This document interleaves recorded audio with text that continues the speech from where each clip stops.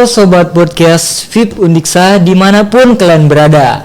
Assalamualaikum warahmatullahi wabarakatuh.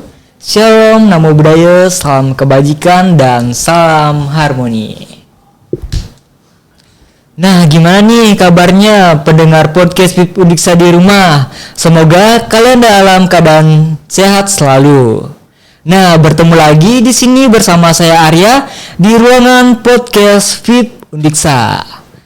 Pada pembahasan kali ini kita mempunyai pembahasan yang sangat menarik nih. Di sini kita akan membahas mengenai topik yaitu kuliah sambil kerja. Pada kesempatan kali ini kita kedatangan tamu yang spesial. Kira-kira untuk teman-teman di rumah ada yang tahu nggak nih tamunya siapa? Langsung saja, tanpa berlama-lama, ini dia tamu kita yang sangat spesial yaitu Kak Kevin. Halo Kak Kevin, gimana nih kabarnya? Baik-baik aja sih sekarang. Baik-baik ya, syukur. Nah, mungkin untuk Kak Kevin bisa menyapa teman-teman podcast VIP Undiksa yang di rumah. Halo Sobat Podcast VIP Undiksa. Nah, untuk Kak Kevin, di sini untuk Kak Kevin nih, kan sekarang nih lagi zaman-zamannya UAS ya, menggempur UAS. Untuk Kak Kevin, kesibukannya untuk belakangan ini apa aja sih? Untungnya di fakultasku udah selesai ya UASnya. Lebih ke prodiku sih udah selesai. Jadinya udah aman banget bulan Juli ini. Dan sekarang lagi fokus ke perlombaan dan juga ya pekerjaan sih. Pekerjaan ya. Nah, untuk perlombaan sendiri Kak Kevin ini berfokus pada perlombaan apa ya? Aku fokusnya di lomba akademik, kayak semisal esai, kemudian juga lomba poster. Dan hari ini tadi sih lebih tepatnya itu ada wawancara mengenai kewirausahaan. Mengenai kewirausahaan ya, wah betul. Sangat produktif sekali ya teman-teman untuk Kak Kevin ini. Nah, untuk Kak Kevin, dari informasi yang saya dapat nih, kakak ini merupakan seorang tiktokers dan selebgram. Nah, di sini apa sih alasan utama kakak itu untuk memilih kuliah sambil kerja ini? Sebenarnya memilih kuliah sambil kerja ya, dibilang kerja juga lebih ke hobi ya, karena bikin video sendiri dan juga suka senang lihat hasil video sendiri. Jadinya mungkin kerja itu benefit dari hobi aku sendiri gitu. Jadi kalau aku sendiri tuh nggak ada paksaan sih untuk sambil bekerja sambil kuliah juga. Jadi sejauh ini masih aman-aman aja. Masih aman-aman aja ya. Nah Kak, seperti yang kakak katakan tadi, kakak itu kuliah sambil kerja dan membuat konten. Nah, gimana nih sebelumnya itu kan kita tuh dikasih banyak tugas UAS. Gimana cara kakak mengatur waktunya dalam mengatasi hal tersebut, Kak? Kalau aku biasanya menggunakan skala prioritas. Nah, skala prioritas ini aku bagi itu hari biasanya. Jadi kalau untuk weekdays itu hari Senin, Selasa, Rabu, Kamis, Jumat itu lebih fokus ke perkuliahan. Namun tidak menutup kemungkinan juga untuk aku menampung terlebih dahulu pekerjaannya. Kemudian untuk hari Sabtu dan Minggu biasanya aku eksekusi untuk pekerjaanku. Gitu biasanya. Mungkin untuk teman-teman di rumah bisa mencontoh ya cara pembagian waktu dari Kak Kevin ini. Nah, untuk Kak Kevin, ini nih saya penasaran, gimana sih caranya kakak ini bisa menjadi selebgram dan tiktokers? Jadi selebgram tiktokers ya. Kalau dari aku sendiri, aku itu kan memang suka bikin video. Jadinya aku ngikutin lah konten-konten apa sih yang lagi terbaru. Secara nggak langsung itu tuh yang bikin followers aku naik, karena ya mungkin audiensinya ataupun para penonton tuh suka sama gaya konten aku, terus juga suka sama gimana cara aku mengikuti tren-tren tersebut. Ya kalau saran aku sih lebih ke melihat audiensi ya gitu, ataupun kayak gampangnya kita ngelihat tren apa sih lagi ngetren gitu loh, dan ya kita ikutlah berpartisipasi dalam tren tersebut. Seperti itu ya Kak. Nah, teman-teman di rumah, mungkin teman-teman bisa ya mencontoh Kak Kevin ini untuk bagaimana cara mengatur waktunya, baik itu dalam perkuliahan maupun di dunia kerja. Nah, untuk Kak Kevin, di sini saya masih penasaran nih, gimana sih cara menghasilkan penghasilan di dalam media sosial ini, Kak? Oke, jadi aku itu biasanya menerima pemasukan dari sosial media itu dari pertama paid promote, kemudian endorse, kemudian campaign, dan yang ketiga visit store gitu. Biasanya keempat itulah yang aku lakukan biasanya. Nah, teman-teman podcast Pip Uniksa.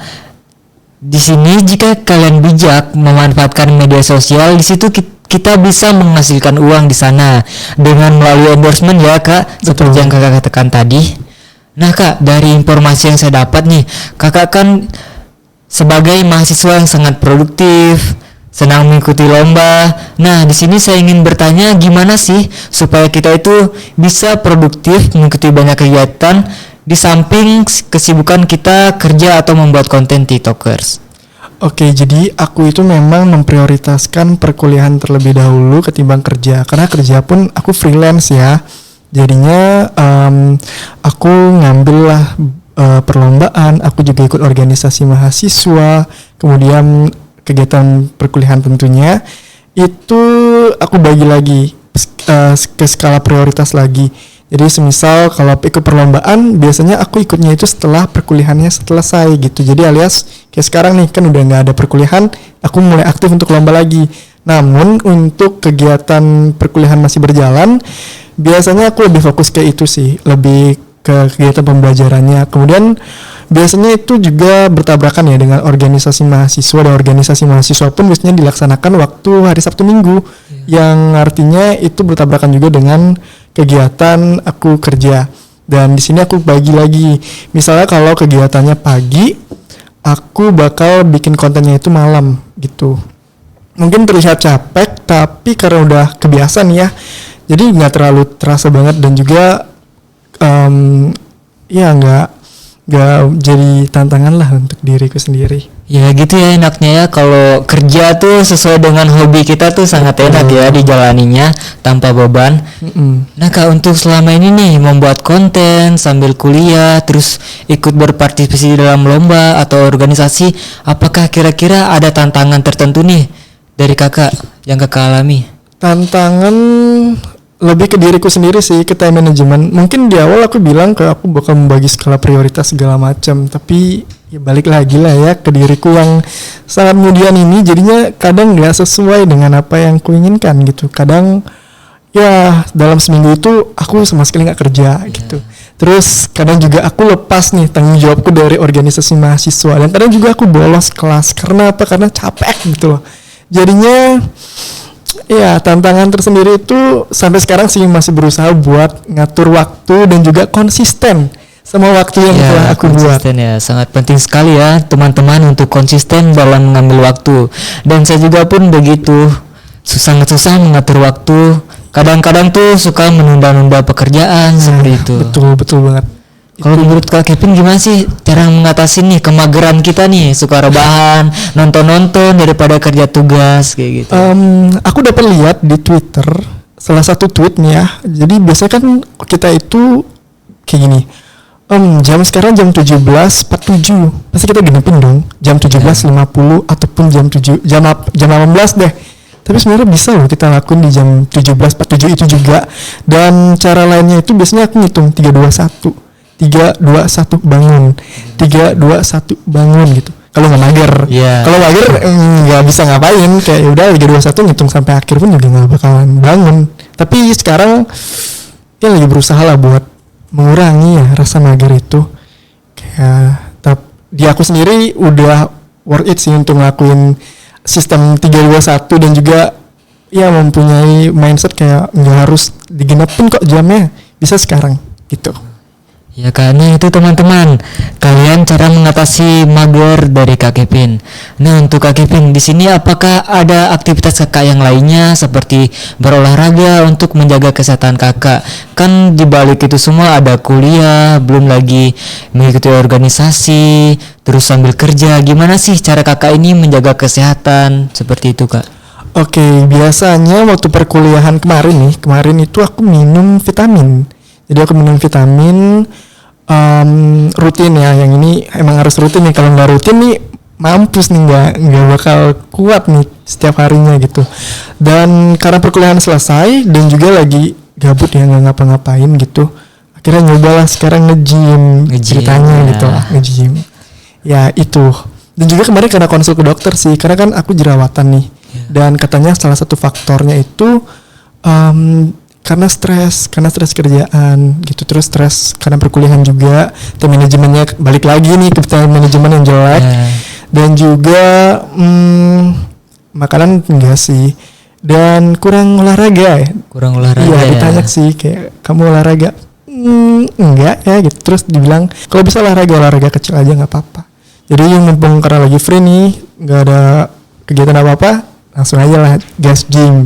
Dan juga karena ngomongin dokter juga kali ya, makanya langsung kayak termotivasi kayak ini nggak bisa nih begadang mulu, tim manajemennya harus diperbaiki gitu. Ya, nah itu teman-teman tadi tips dari Kak Kevin. Kalian juga harus melawan ya mager kalian. Semangat ya teman-teman. Kalian itu harus menjaga kesehatan kalian meskipun di tengah gempuran UAS dan tugas-tugas akhir dari teman-teman sekalian. Nah untuk Kak Kevin, misalkan nih untuk aku pengen nih jadi kayak Kak Kevin, kuliah sambil kerja. Kebetulan followersku baru nih naik sekitar 24 ribuan lah kalau di Instagram. Gimana sih caranya biar menjadi seperti Kak Kevin ini? Wow, setiap orang mungkin punya caranya masing-masing ya. Kalau aku sendiri lebih ke konsisten ngikutin tren apa yang terbaru, tren yang positif tentunya. Ya kalau kita ngikutin tren, ada kemungkinan untuk video kita for you page atau FYP ataupun masuk ke beranda yang membuat itu viral. Karena dari viral tersebut, tentunya engagement-nya naik gitu. Engagement naik seperti followersnya naik, terus views-nya juga naik, kemudian impression-nya juga naik. Nah karena dari hal tersebut biasanya brand-brand itu bakalan ngelirik gitu loh. Karena kan bagus nih, apa ya bilangnya ya, skala akun kita nih bisa dilirik. Kalau udah dilirik ya pasti ada aja sih yang reach out dari brand-brand tersebut gitu ya Kak. Nah Kak Kevin, untuk dari Kak Kevin, apakah ada ciri khas sendiri dari konten-konten yang Kakak buat sehingga itu menarik viewers dan followersnya Kak? Jadi kita flashback dulu ya ke tahun 2018. Jadi tahun 2018 itu jadi zaman-zaman yang namanya transisi gitu loh. Main-main HP-nya digoyang-goyangin gitu. Biasanya aku ikutin tuh trennya itu. Jadi orang-orang pada tahu kalau aku itu transitioner kalau nggak salah namanya, dan juga aku muser karena dulu bukan TikTok ya. Dulu namanya Musical.ly. Dan aku sebagai usernya namanya yang user. Kemudian itu berjalan sampai 2019. Kemudian 2020 aku pindah ganti aplikasi ke TikTok. Tahun 2020 itu zaman-zaman lagi corona kan, jadi di rumah doang. Aku ngambil banyak konten referensi. Yang pertama itu aku ngedance juga, tapi nggak dance yang hard gitu ya, maksudnya ya tau lah ya, dance TikTok yang simple. Kemudian aku juga ambil editing. Nah disinilah awal mula, mungkin ini adalah ciri khasku sampai sekarang, karena biasanya aku ngedit video, tapi nggak video yang susah-susah banget, kayak maksudnya yang kayak video, tahu kan, video-video lirik. Nah seperti itu berjalan sampai sekarang 2023. Dan juga waktu tahun 2021 itu aku nambah lagi satu kontenku, yaitu konten fashion. Jadi kayak ada ketertarikan gitu loh di dalam dunia fashion gitu, meskipun gak yang terlalu expert ya fashionnya, cuman kayak ya udah pakai daily aja gitu, kayak ngasih inspirasi lah apa aja yang bakalan dipakai setiap hari yang cocok untuk perkuliahan mungkin ataupun untuk nongkrong ya segala macam. Jadi aku ciri khasnya itu ada dua. Yang pertama editing lirik, dan yang lagi satu itu aku bikin kayak ruang khusus namanya Kevin pakai apa, hashtag Kevin pakai apa gitu. Jadi hari ini pakai apa, dan misalnya aku cantumin juga linknya sendiri ya. Selain kerja Shopee Affiliates dan TikTok Affiliates, juga biar mempermudah sih orang-orang kalau mau beli baju yang sama, kalian ya udah langsung klik linknya aja, tinggal klik keranjang kuning aja ya. Betul. Nah untuk teman-teman nih yang mau konsultasi skena, bisa ke Kak Kevin nih, kunjungi media sosialnya. Nah untuk Kak Kevin mungkin bisa di-spill dulu nih TikTok sama media sosialnya. Oke, jadi akun Instagram aku Kevined, KEPINED. Sebut followers atau boleh? Oke, followers aku 136.000. Wow, banyak. Kemudian akun TikTok aku Kevined juga, tapi double D, ada 2 D-nya. Itu followersnya 917 kayaknya deh. Nggak dapat buka TikTok, tapi kayak 900-an ya. Wah, cukup banyak ya, sangat banyak gitu. Nah Kak Kevin, seperti yang kakak katakan tadi nih, kakak ada seperti konten-konten baju atau pakaian sehari-hari, kayak rekomendasi. Nah itu kan perlu uang kak. Nah uangnya tuh gimana sih kakak cara manajemen uangnya? Sampai kan kita nih anak muda, seperti banyak keinginan, beli ini, beli itu, planningnya. Gimana itu kak? Kalau aku punya 3 tabungan. Yang pertama tabungan pendidikan, kemudian tabungan untuk uang sehari-hari lah ya. Kemudian yang terakhir itu tabungan untuk konten, alias kayak untuk beli baju, terus juga untuk karena aku juga sekarang lagi renov kamar ya untuk buatin konten di YouTube. Jadi itu juga masuk ke dalam rekening tersebut. Dan untuk cara ngebaginya itu kadang aku misalnya dapat jobnya itu lumayan besar ya rate-nya. Kita dapat misalnya 10 juta gitu. Dalam ketiga ini biasanya aku bagi lagi. Misalnya kalau untuk diri sendiri itu 1 juta 2 juta cukup lah. Terus untuk konten biasanya aku tinggikin kayak 3 juta. Kemudian misalnya nih 2 juta sama 3 juta kan sisa 5 juta. 5 juta itu aku masukin ke pendidikan. Seperti itu. Seperti itu ya kak. Ya. Nah Kak Kevin kan sudah menjadi konten kreator nih sudah cukup lama ya kak. Nah di sini apa saja sih kendala yang kakak alami dalam menjadi konten kreator ini? Kendala ya, oh ini banyak banget sih kendalanya.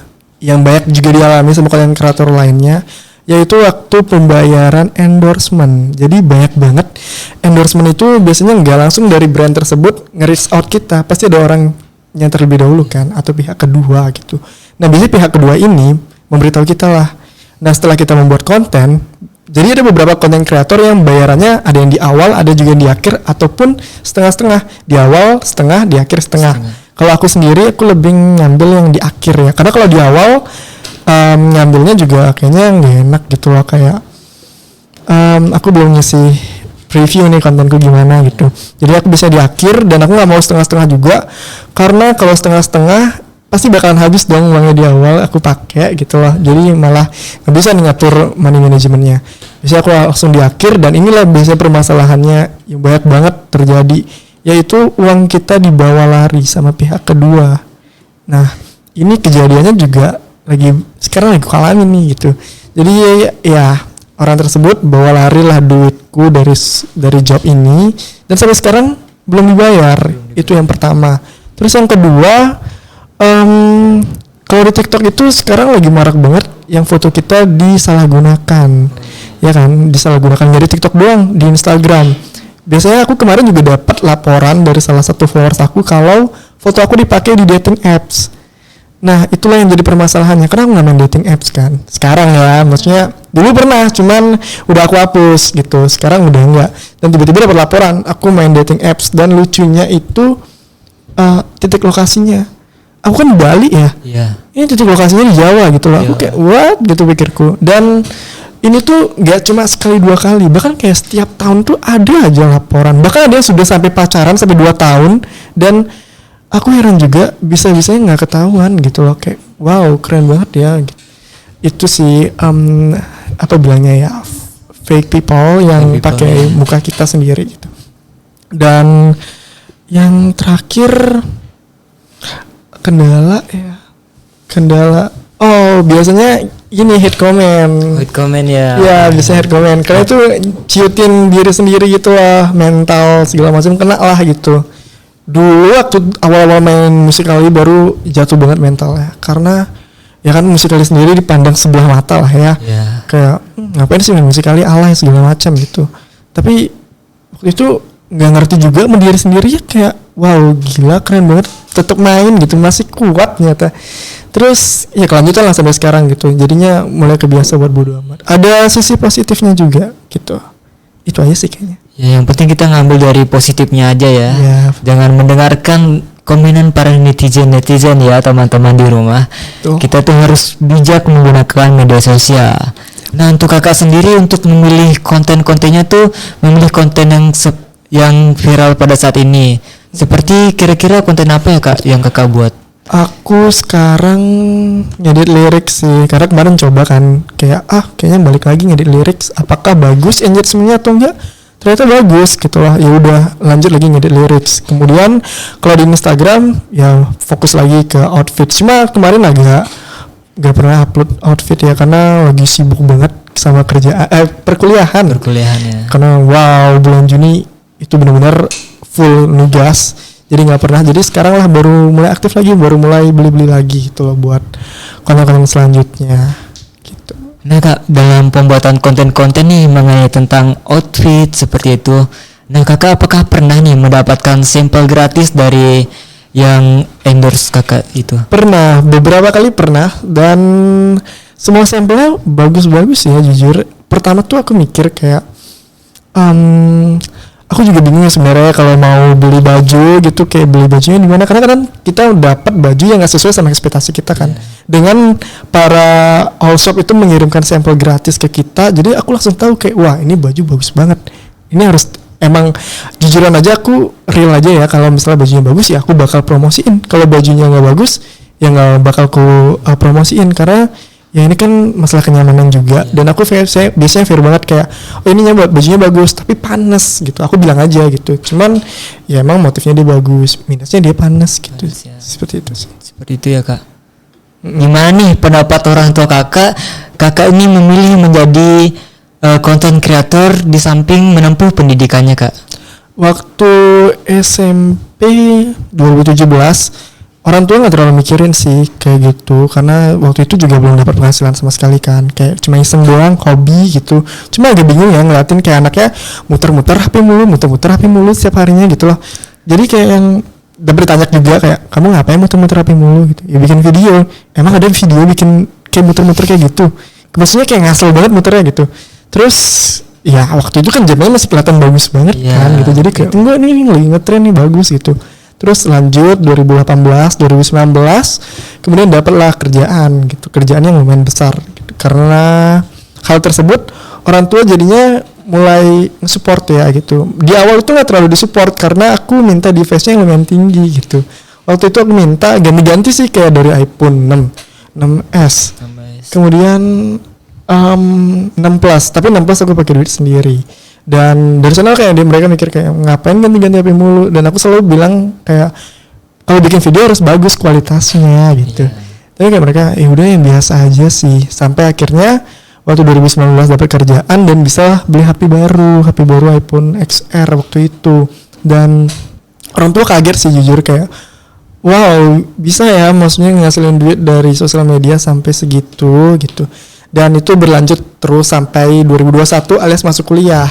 Waktu masuk kuliah itu orang tua juga nyaranin kayak kamu karena udah kuliah gitu, jadi kalau bisa dibagi lagi waktunya gitu. Karena kan kemarin-kemarin tuh kayak ya kontennya itu tuh atau kerja itu lebih dominan dibandingkan belajar gitu. Sekarang itu kalau bisa diseimbangkan lah gitu.